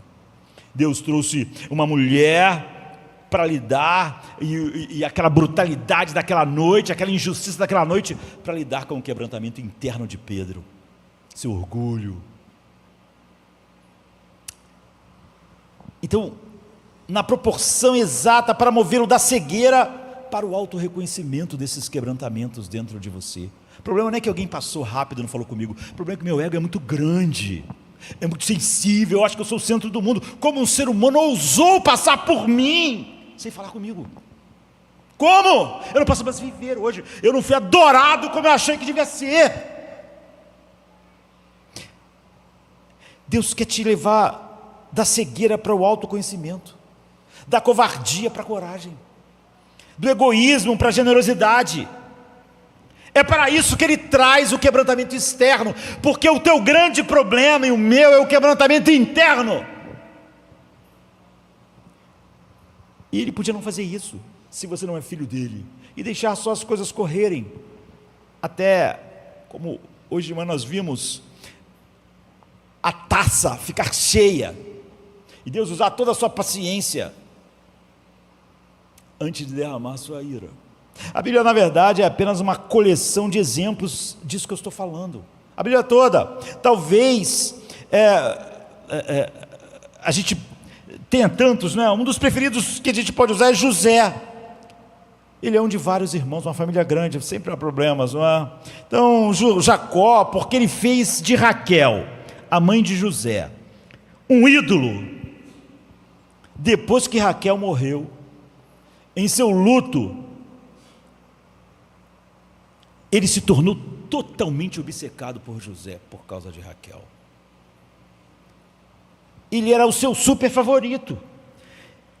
Jacó envenenou o sistema familiar com a sua preferência. E ele mimou José. A Bíblia diz que José, apesar dos irmãos dele serem terríveis, não falava nada positivo dos irmãos. Ele todo dia chegava em casa e falava mal dos irmãos para o pai. É óbvio, essa é uma família de pecadores. Os irmãos dele não achavam que garoto bonzinho. Ele chega todo dia lá e envenena todo mundo para o papai. É óbvio, José era só um ser humano, só um pecador, sendo criado assim pelo seu pai. É óbvio que isso estimula o nosso orgulho, nosso egocentrismo, e portanto, nos faz infeliz. O que Deus fez? Deus usou o quebrantamento externo para lidar com aquilo. Ele usou o ciúme dos irmãos dele para vender ele como escravo. Que sofrimento! Ele pegou o quebrantamento externo, que era o pecado dos seus irmãos, e usou para ele lidar com o quebrantamento interno. Deus usou a luxúria da esposa de Potifar para colocar José numa prisão. Ele usou o quebrantamento externo no quebrantamento interno, porque no final José se torna um grande homem. Ele sofreu muito, por mais de uma década, e ele era um homem agora que conhecia a si mesmo. Era um homem sábio, um homem humilde, um homem forte, que conhecia o seu coração, e ele conhecia o coração das outras pessoas. Ele se torna um grande homem, e ele então é usado para salvar toda a sua família. Não é um problema, você é um problema para a sua família. Como Deus pode resolver isso? Trazendo quebrantamento externo para a sua vida. Você é um problema na igreja, você é uma bênção na igreja, você é um problema na igreja, toda hora você é um problema. Então, qual é a única maneira de Deus fazer você participar da sua santidade? No fim, José olha tudo em sua vida, em Gênesis 50, 20, e diz aos seus irmãos: vocês planejaram um mal contra mim, mas Deus transformou em bem. O que ele está dizendo? Deus foi o pediatra, Ele trouxe todas essas coisas externas, esses males externos para a minha vida, e me mudou. Eu agora sou mais participante da sua santidade. Eu aprendi durante anos e anos na cadeia a ter paciência, a não ser mimado. Eu tive que lidar com a injustiça do testemunho falso da mulher de Potifar. Deus trouxe esse quebrantamento externo e lidou com o meu coração, para que eu fosse participante da sua santidade. Se você não consegue ver as dificuldades da sua vida, assim você não vai conseguir. Não, você pode dizer: vou correr igual Paulo, corri, combater o bom combate. Não, você tem uma teoria de vida em que tudo pelo qual você vive é maximizar o conforto e a felicidade agora. Tudo que acontece contra isso é um problema que você não tem como lidar, porque é a morte da razão pela qual você vive. Você não vai conseguir. Nenhum problema vai te fazer maduro. Os problemas não nos fazem maduros. Há pessoas que sofreram tem pessoas assim que 20 anos depois foi traído terrivelmente por alguém. Ele está amargo, ele não confia, ele é problemático. Ele disse o quê? Porque eu fui muito traído. Então, José foi traído, mas ele se tornou alguém mais parecido. Ele se tornou participante da santidade de Deus por causa da traição dos seus irmãos, por causa do testemunho falso da mulher de Potifar. Porque como ele recebeu isso, ela fez isso para o mal, vocês fizeram para o mal, mas Deus ele recebeu isso como uma ideia. Deus estava usando isso para eu olhar meu quebrantamento interno, para me fazer participante da sua santidade. Aliás, há duas maneiras alternativas de lidar com o sofrimento. Essa maneira cristã de lidar com o sofrimento é única. O mundo tem duas. Você vê que aquilo que o autor de Hebreus está ensinando aqui nesse aconselhamento pastoral nem é estoicismo das culturas tradicionais mais antigas, e nem é o egocentrismo humanista da nossa cultura. Sabe, observe o versículo 5: e vocês se esqueceram da palavra de encorajamento que lhes dirige como filhos. Meu filho, não despreze a disciplina do seu pai. Ou seja, aceite como pai-ideia, aceite como se você aceitar dessa forma, ele trazer o quebrantamento externo para lidar com o seu quebrantamento interno, você vai mudar. Meu filho, não despreze a disciplina do Senhor, nem desanime, nem despreze, nem desanime. Essas são as duas únicas maneiras que o ser humano tem para lidar com isso. A nossa cultura e as culturas antigas. Quando você for repreendido por ele, ou disciplinado, não despreze e nem desanime. Aí estão as duas formas pelas quais o mundo, em geral, dependendo da cultura mais tradicional, antiga, ou a moderna, dependendo do temperamento, da psicologia, você vai tender a fazer uma coisa ou outra. Nenhuma delas é o que o livro de Hebreus diz que eles deviam fazer para crescerem, se tornarem participantes da santidade de Deus. Primeiro ele diz, não despreze a disciplina do seu pai, porque isso, desprezar a disciplina, o sofrimento é o quê? É estoicismo. Desprezar significa menosprezar. Em outras palavras, quando surgem problemas na sua vida, não diga, não vou deixar isso me afetar, não vou, isso vai passar, vou manter minha cabeça erguida. Isso não é o que a Bíblia chama de perseverança, queridos. Estoicismo não é perseverança. Vamos dar um exemplo bem infantil, bem básico. Sabe quando você diz para o seu filho assim, olha, você mentiu, e porque você mentiu, aquela viagem que eu falei que você ia fazer, não vai fazer. Ou seja, o pai está trazendo consequência para a vida do filho. Aquela viagem, não, acabou, não vai ter mais. Não tem mais a viagem. E a criança então vai para o quarto e chora, e diz, eu não vou mentir mais. Isso é bom, porque esse era o objetivo da disciplina, ele não mentir mais. Mas é óbvio que isso não vai acabar com a disciplina, porque isso é uma maneira fácil de fugir, mas o que você quer é isso mesmo.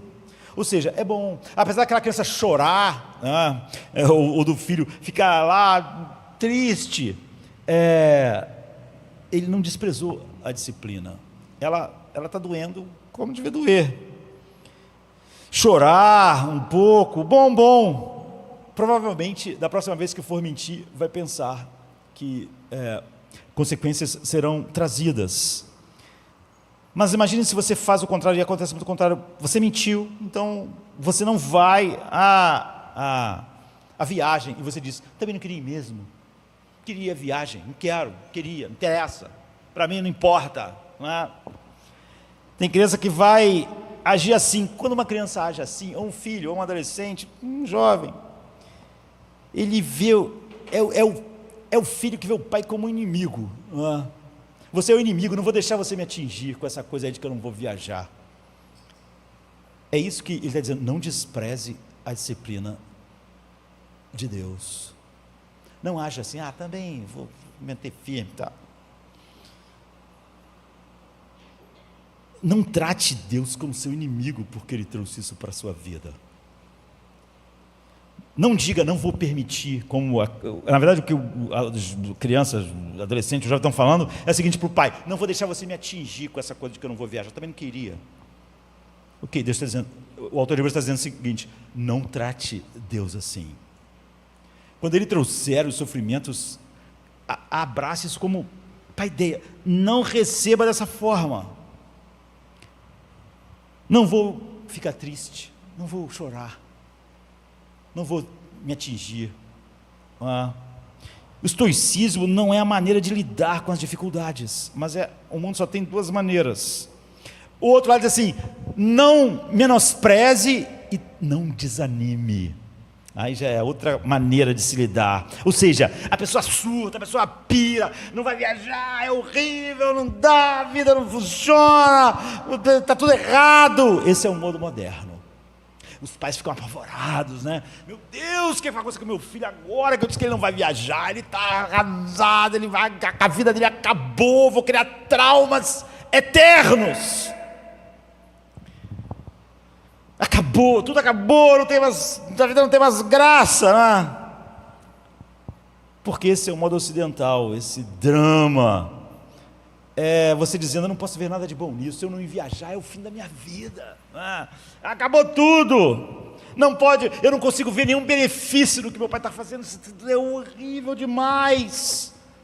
É quando as pessoas dizem: olha, não pode haver, é muito comum até cristãos falarem isso, né? Eu não posso acreditar num Deus que faça isso e aquilo. É isso, ele está dizendo que ele desmaia, ele não suporta.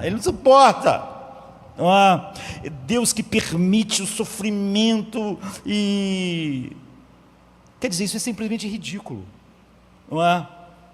Se você não vê nenhuma razão para algo, não quer dizer que não há razão, só quer dizer que você não sabe. Muitas pessoas dizem assim: eu não vejo nenhuma razão para isso acontecer. E que daí que você não vê nenhuma razão? Isso não quer dizer, a maioria das coisas que eu vejo acontecendo no espaço, eu não consigo ver a razão. Mas isso não quer dizer que não exista razão, só quer dizer que eu não sei. Isso não faz sentido. Não faz. Essa dor em minha vida, essa coisa não faz sentido. Não faz, só porque você não sabe. Estou desmoronando, minha vida acabou. Há cristãos adultos assim, não é? Não consigo mais orar, pastor. Por que você não consegue orar? Por que aconteceu esse problema esse? E o que isso tem a ver com a oração? É isso que ele está dizendo: não desmaie quando o teu pai te disciplinar. Não consigo mais nada, porque eu estou prostrado. Por que você está prostrado? Ele diz: não desmaie, não é a sua vida. Se você receber assim, você não cresce, nem menospreze, nem desmaie, nenhum nem outro. Você pode dizer: então o que eu devo fazer? Isso é o como correr a corrida, para a gente encerrar. Quando as coisas acontecem, o que devemos fazer? E as coisas acontecem, vão acontecer, é inevitável. Há 3 aplicações práticas e uma dinâmica aqui para nós. Primeiro, humildade prática. É isso que as pessoas lá que receberam a carta aos Hebreus precisavam, naquelas grandes dificuldades. Eu creio que quando diz para você receber a dificuldade com paideia, você sabe, o pediatra, isso significa que você é uma criança. Deus está tratando com você. A distância entre um pediatra e uma criança, a distância entre Deus e você é infinitamente maior. Ora, uma criança não espera entender tudo que um pediatra está fazendo. Porque furar aqui, porque fazer isso, porque fazer aquilo outro. Não vê, a criança não consegue ver nenhuma razão para aquilo. Isso não quer dizer que não existe uma razão, só quer dizer que ela não consegue ver. Humildade. A coisa mais importante que você pode fazer quando o sofrimento atingir você é dizer: tudo bem, eu sou uma criança, eu vou receber isso com paideia. Eu sou uma criança. Crianças nunca conseguem entender a disciplina de um pai. Crianças nunca conseguem entender completamente os procedimentos pediátricos. Talvez você tenha tido pais terríveis, que não eram tão bons de disciplina e errava grande parte das vezes, como a gente viu até o autor falar. Mas mesmo quando você teve a melhor criação de todas, você ainda não entendia quando seu pai te disciplinava. Era um motivo de tristeza naquele momento, é óbvio. Para a criança sempre parece injusto a disciplina, porque ela não consegue ver a razão exata. A criança nunca consegue compreender todas as razões por trás da disciplina. Então às vezes vão passar-se 20 anos para a criança entender todas as razões. Então a criança dirá: obrigado, pai, obrigado. Às vezes a criança vai pensar nisso quando ela tiver 40 anos e seu pai já estiver morto. Demorou. Era como se aquele pai quisesse que ela participasse do seu caráter. Aqui o autor está dizendo: Deus quer fazer você participante da sua santidade. Vocês são crianças. Crianças, ele está dizendo nesse aconselhamento pastoral à distância. O desespero é sempre um ato de arrogância. Sempre que você estiver desesperado, na mesma hora, lembre: você está sendo arrogante. Porque o desespero é sempre onisciente. Você está dizendo o seguinte: eu sei tudo e sei que isso aí que está acontecendo não tem nenhum propósito bom, não tem. É arrogante. A única forma de ficar em desespero é ter a absoluta certeza de que você é onisciente e sabe tudo. Nada pode vir bom disso. Então eu respondo com desespero. Porque se eu não consigo ver nada de bom, então não tem nada de bom. Eu sou onisciente. É a arrogância máxima, o desespero. Aquelas pessoas lá podiam ficar desesperadas, elas estavam no coração do Império Romano. Desespero é para pessoas oniscientes, que não são Deus. Você é onisciente? Você é onisciente? Então o desespero está sempre errado. É arrogante. Se você está desesperado e não é onisciente, você está agindo como se fosse onisciente, como se tivesse certeza como tudo devia ser, porque você sabe tudo.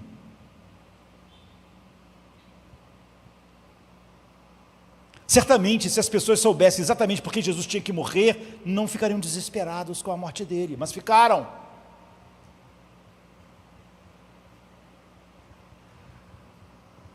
Primeiro de tudo, humildade prática. Receba sempre a disciplina de Deus como se você fosse criança. Para a ideia, sempre como um pediatra cuidando de uma criança. Nunca receba os sofrimentos que Deus traz como se você fosse um adulto que sabe as coisas.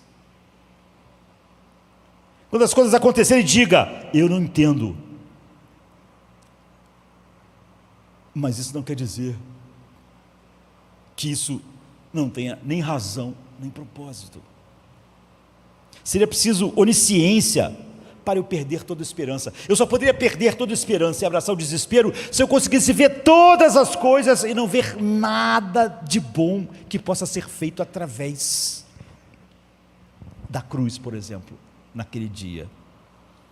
Humildade prática. Depois, em segundo lugar, obediência prática. Depois da humildade prática, vem a obediência prática. A palavra suporte, que aparece repetidamente nessa passagem, é a palavra hipomeno, que quer dizer hiperpermanecer, ou então quando Paulo diz em Efésios, para poder ficar firme no dia mau, super firme, porque o dia é mau, super firme, significa ficar sem recuar, é isso. Eu espero que você não ache isso simplório, não é a resposta completa sobre o que você deve fazer no sofrimento, mas a resposta é mais do que isso, mas não é menos do que isso. Uma das coisas que quase todos fazem instintivamente é quando você está no meio de um sofrimento, é recuar. Você recua das coisas normais que faz e que são certas. Como eu disse, tá sofrimento, recua na oração. Você recua na leitura da Bíblia. Você recua até a sua própria consciência.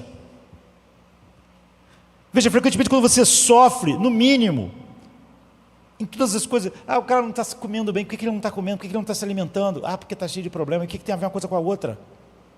Se alimentar não é bom, ele não se alimentava ontem, e porque ele está com problema, ele não vai se alimentar, porque está com problema, ele não vai orar, ele não vai ao culto. Hoje em dia ninguém, quase todo mundo, se a pessoa não vir no culto, ela vai fazer de vítima ainda, porque ninguém vem me carregar para o culto. O autor de Hebreus não está indo lá carregar eles, está fazendo um grande aconselhamento pastoral, para lidar com o maior sofrimento de todos. John Owen, ele tem uma ilustração que fala sobre a compreensão da navegação, e como ele vivia no século XVII, ele entendia muito disso, navegar naquela época era perigoso e eles navegavam. Ele diz que se quando surge a tempestade e o vento, você corre para o leme e mantém firme o leme, John Owen diz, quando a tempestade passar, você vai estar mais perto do porto do que você estaria antes, porque a força do vento e todas as coisas impulsionam mais o navio se você ficar firme no leme. Por outro lado, ele diz, se você descer lá para baixo do convés, deixar o leme frouxo lá, sozinho, você não vai chegar a destino nenhum. Quando você acabar a tempestade, você vai estar muito mais distante, você não vai saber nem onde você está. E está dizendo o seguinte: quando surgem tempestades, ou elas vão deixar você mais perto da santidade de Deus, para participarem da minha santidade, porque você ficou firme no leme, você segurou, você ficou firme no dia mau, ou você vai estar muito distante de Deus, muito pior do que você estava antes do sofrimento chegar, se você correr lá para baixo e não ficar firme lá no leme.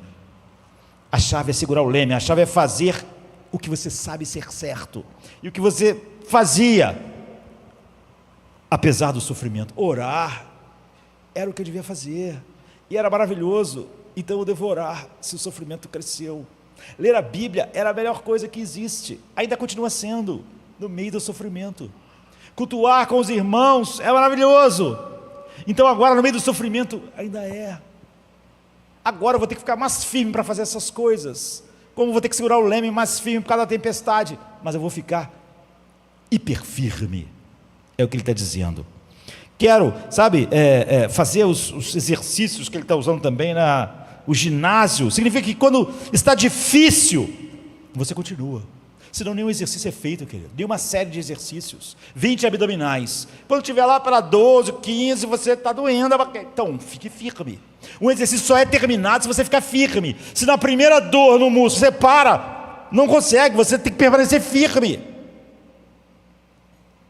Você começa a caminhar, você está sentindo as pernas muito boas, mas depois lá, tantos quilômetros depois, agora ela está doendo, então fique firme, continue, você precisa acabar o circuito.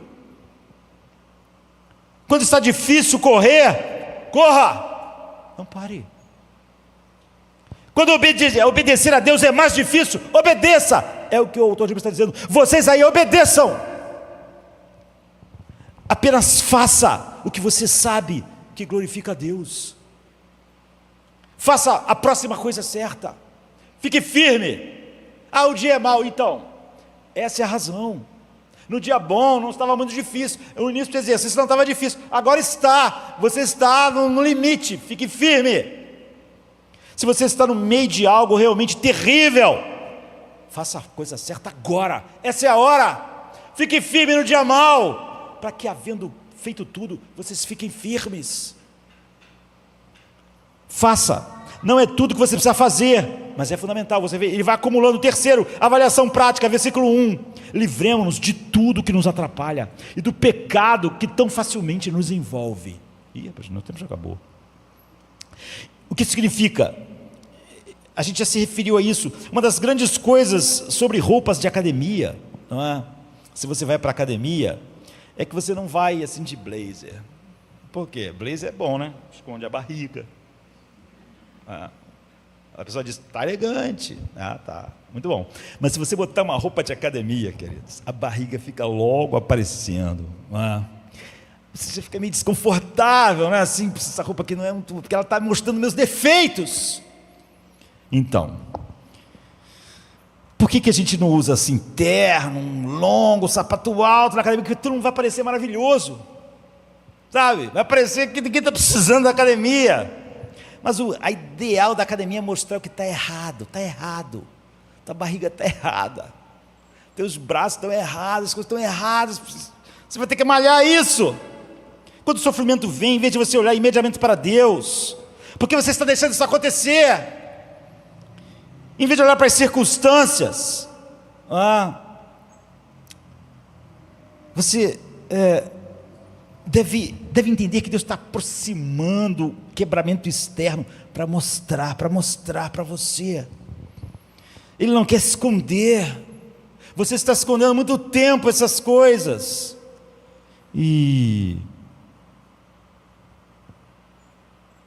eu falei que alguém, às vezes algumas crianças quando são disciplinadas, eu também não queria ir à festa, não queria ir à viagem. Não, você tem que olhar para você mesmo, tem que entender o que é isso. Você está menosprezando a disciplina de Deus, porque você não quer encarar a mentira, então você acha que não, a consequência é exagerada, porque você está se negando a enxergar a mentira, a gravidade da mentira. Quando os problemas surgem, diga, eu percebo que basicamente esse sofrimento está trazendo o pior de mim. Eu percebo que essa situação irritante está trazendo toda a irritação que eu tinha dentro de mim. mas eu estava com um terno, então parecia que ela estava bem, mas ela não estava bem, e agora Deus está mostrando, não está bem.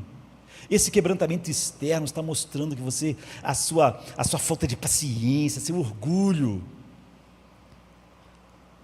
e você vai começar a enxergar: aqui está meu medo. Eu falava que não tinha medo da morte, eu falava que morte era fácil, mas agora o médico diz que eu tenho um problema, agora eu estou percebendo que não era verdade. Deus aproximou esse quebrantamento externo do meu corpo, para me lidar com a realidade. Agora eu estou vendo essa covardia em mim, covardia, eu dava outro nome, mas é covardia, eu estou vendo esse orgulho. Eu falava que o meu casamento não era a minha vida, mas agora eu estou percebendo que ele era, que é importante demais para mim, que eu valorizava isso mais do que qualquer outra coisa. O sofrimento sempre vai trazer o pior de você, assim como a academia faz, quer mostrar o que está errado. Então, as coisas mais importantes que você pode fazer no meio do sofrimento é dizer: Senhor, no que tu queres que eu trabalhe? No que eu devo me concentrar? É no meu orgulho. Em vez de olhar para as circunstâncias, em vez de se irritar com todo mundo, olhar ao redor, Deus, é minha covardia, é o meu orgulho, é o meu egoísmo. Por fim, isso tudo é uma técnica, se ficar sozinho, e é assim que a gente quer terminar. Tudo isso é técnica e não vai funcionar. Você precisa de um combustível para tudo isso.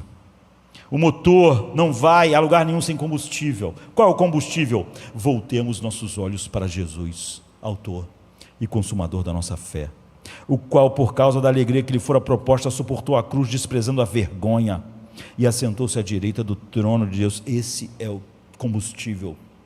Senão tudo é uma técnica que você não vai conseguir. Pense bem naquele que suportou, o autor diz, tal oposição dos pecadores. Vocês aí, hebreus, contra si mesmo, para que vocês nunca cansem, nem nunca desanimem. Quando eu leio isso, não apenas digo, conservemos nossos olhos fixos, mas em Jesus. O que Jesus fez? Bem, o que ele fez? Jesus sofreu muito mais do que nós, de todas as formas. Esse é o ponto de vantagem que o cristianismo tem sobre qualquer coisa. Todas as outras áreas podem querer te ajudar, o mundo secular, olha, a vida é assim mesmo, você precisa resistir, precisa ser forte. Evite isso, vamos lidar um pouco com isso aqui, mas só o Evangelho pode dizer: Deus sofreu mais do que você. Nosso Deus veio à terra, tornou-se o homem e começou a sofrer. E aqui está o mais interessante: por que estamos correndo a corrida? Pela alegria que está proposta. E Jesus também correu por uma alegria. Ele diz: pela alegria que lhe estava proposta, ele fez o que fez. Bem, ele era o Deus eterno, ele tinha toda a glória. O Pai tinha um plano eterno para exaltá-lo, mas esse plano incluía algo que exigiu todas essas coisas. O Pai deu a ele uma coisa para ser sua alegria. Por que Jesus correu a corrida? Para ganhar mais glória como Deus. Ele é dono de toda a glória, ele já tinha. Para ganhar um cetro de santidade, ele é santo, santo, santo. Porque Jesus viria à terra por causa da igreja que Deus deu a ele. Era o que ele levaria para participar para sempre da sua santidade. Essa era a sua alegria. É isso que deve significar para nós no sofrimento. Jesus estava correndo para que aqueles que o Pai deu a ele participassem da sua glória. Nós, no seu sofrimento, ele está dizendo para nós agora: busque a mim, porque no meu sofrimento infinito eu estava buscando você, eu estava trazendo você. Esteja comigo, busque tornar-se como eu, busque participar da minha santidade quando o sofrimento chegar. Jesus está dizendo: eu me submeti ao Pai e fui esmagado para que você pudesse ter absoluta certeza no sofrimento de que, se você se submeter ao Pai, Ele está fazendo isso para o seu bem, como o sofrimento que Ele colocou na minha vida era para mim, para o meu bem. Confie nele como eu confio. Eu perdi a minha glória no meu sofrimento, mas vocês só vão perder seus ídolos. Vocês não têm nenhuma glória para perder no sofrimento de vocês. Eu me despi da minha glória. Vocês só vão se despir dos seus ídolos. É isso que é manter os olhos fixos nele.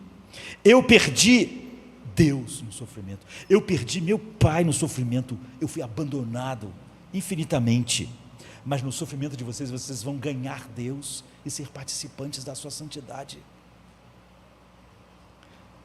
Eu fui abandonado, vocês vão receber amor. Eu, no meu sofrimento, estava buscando vocês. Agora, no sofrimento de vocês, busquem a mim. Busquem a mim. Façam disso a razão pela qual vocês vivem. Então, a razão pela qual vocês vivem não está ameaçada pelo sofrimento. Esse é o combustível. Eu sofri por você, agora me glorifique no seu sofrimento. Eu sofri infinitamente por você, nos seus pequenos sofrimentos, glorifique a mim. Entendeu? Esse é o combustível.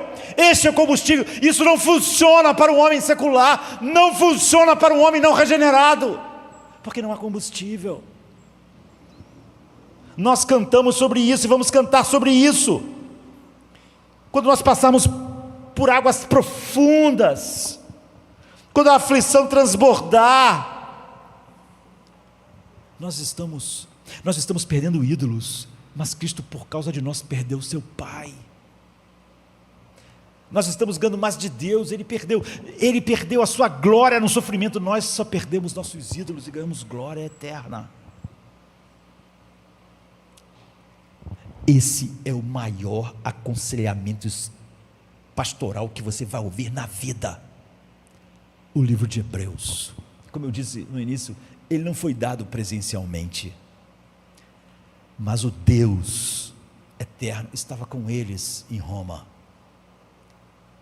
e isso era suficiente para eles serem totalmente transformados mais à santidade de Deus, através daquelas dores. Se eles recebessem com humildade, com prática, com obediência. Paideia. Essa é a palavra de Deus para nós em todos os nossos sofrimentos. Nós podemos correr daqui para lá buscando muitas ideias de como lidar com a vida que termina em morte neste mundo, mas não há aconselhamento pastoral como esse. Vamos ficar de pé. Que a minha vida seja um altar onde teu fogo sempre arde sem parar. Que cada passo revele o teu ser, Cristo em mim, meu viver. Como um rio que flui sem cessar, teu amor vem me transformar. Em cada escolha, em cada olhar, tua verdade vem me guiar. Seja em mim, Senhor, a luz a brilhar, minha razão, meu caminho, meu lugar.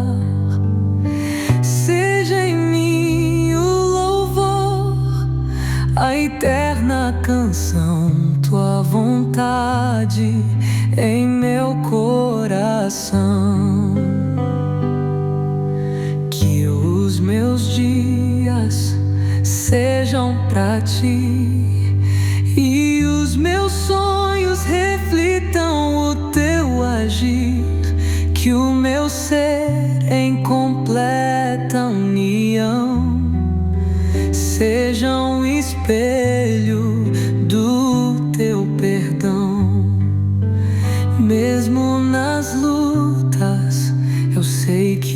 estás. És meu refúgio, minha paz.